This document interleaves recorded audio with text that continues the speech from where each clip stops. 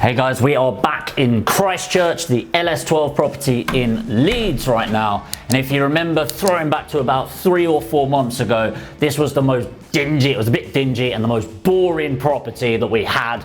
And I love it because, as you know, if you've been watching this channel for a while, I love it boring, vanilla, buy-to-lets, and that's exactly what we've achieved. The end product of this, refurbed to a decent standard, and we're going to be breaking down the buy-to-let numbers that we've achieved on this property.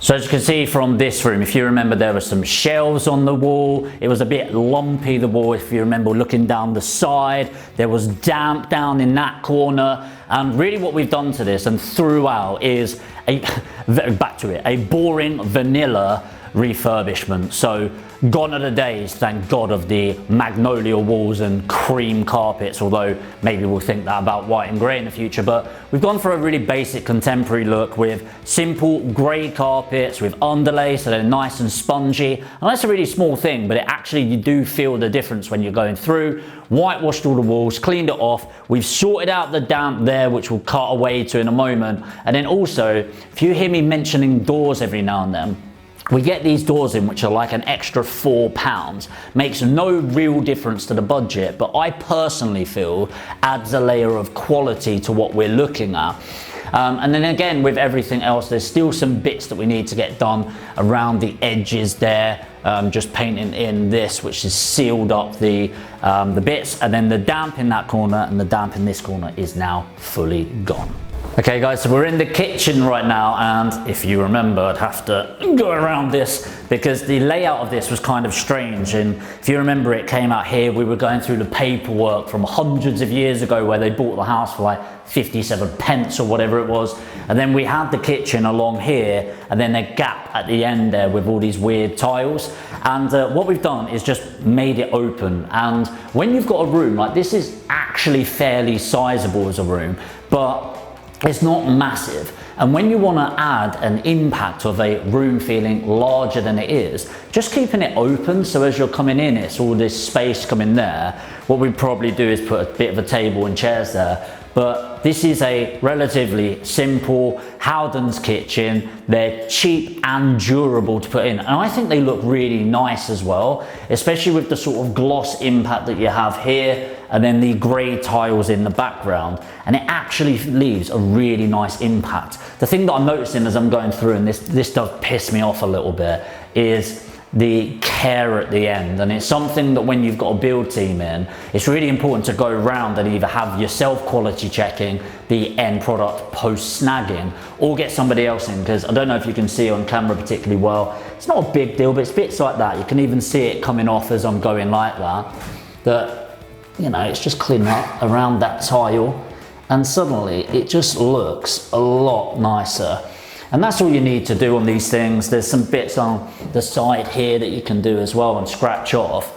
And no, that's not why we walked in this room in the first place. It does look lovely, but the downside of when you do a full refurbishment is those small little things really do stand out. So make sure you're doing your quality checking. Now, that's the kitchen. Let's go upstairs and see the bathroom.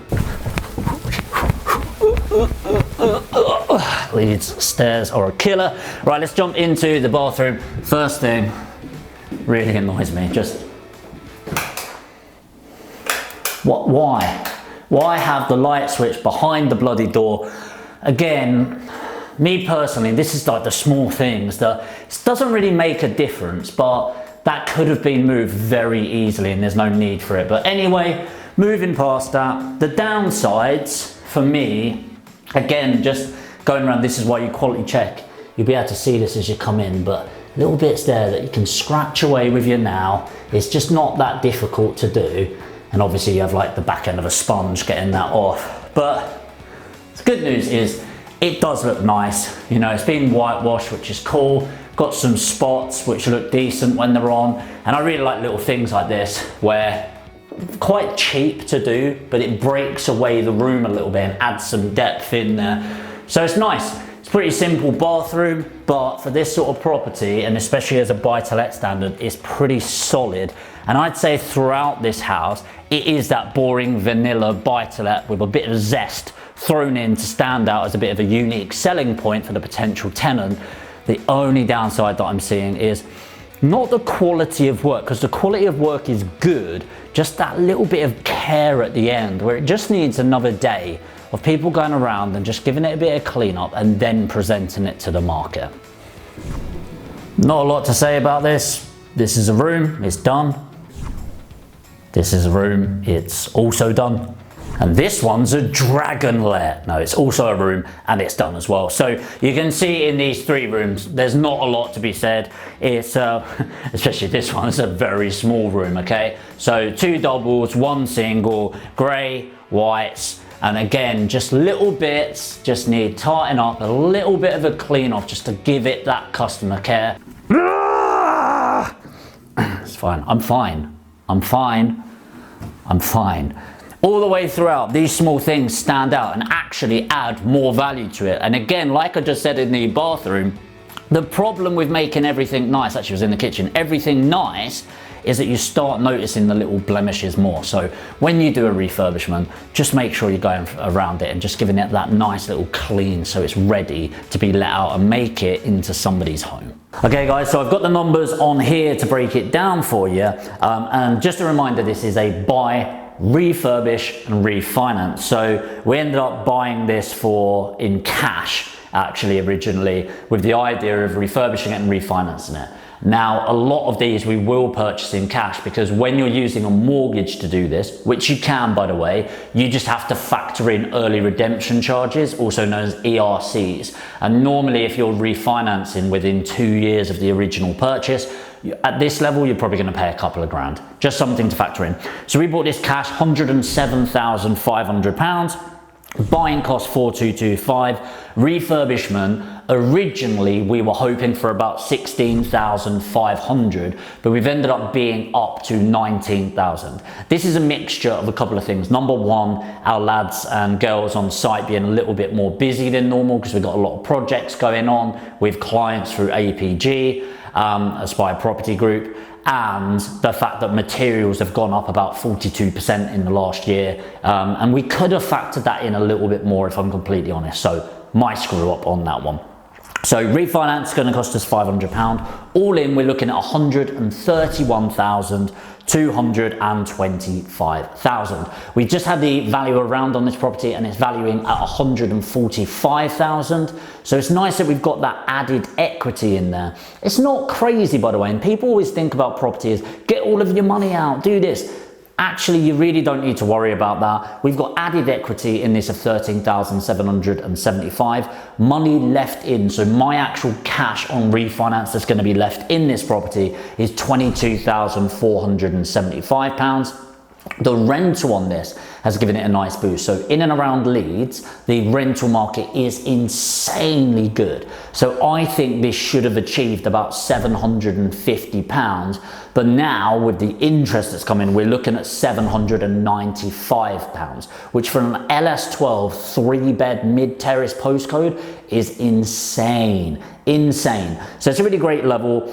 After all of the costs, the management, the maintenance, the mortgage, we are netting £358.56. So that's a really solid return. We're talking about 4,100 per annum, which is a great return considering we're leaving in 22 grand. So that gives us a return on capital employed, an ROCE of 19.14%, which is staggering as a return on investment, especially if you compare it against the 0 point fuck all that we're getting in the bank right now. So that's it for today's video. I think the really good thing about this property is it is your bread and butter, boring, vanilla buy-to-let, which you know I love. And people really get obsessed about the returns, and people often ask, what's my minimum return?